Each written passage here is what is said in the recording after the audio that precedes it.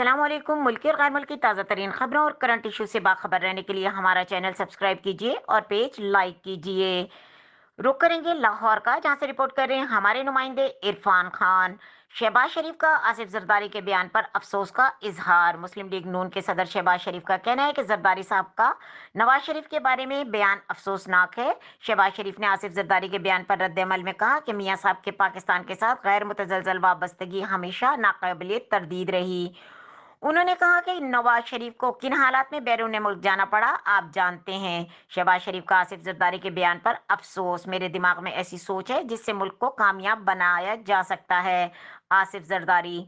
शहबाज शरीफ ने मजीद कहा कि हमें ऐसे रिमार्क्स से गुरेज करना चाहिए। सबको मिलकर मुल्क की बेहतरी के लिए काम करना चाहिए। लाहौर के ज़िमनी इंतखाबात में पीपल्स पार्टी की नुमाया कारकर्दगी पर आसिफ जरदारी ने कारकुनों के एजाज में तकरीब मुनक्किद की थी, जिसमें आसिफ जरदारी ने कहा था कि मियां साहब ने इक़्तिदार में आने के बाद हल्के छोड़े, वरना जब भी बड़ा हल्का था यहाँ से बीबी भी जीती थी, फिर इक़्तिदार में आकर हल्के बड़े हो गए। मजीद खबरों और अपडेट के लिए हमारे साथ रहें।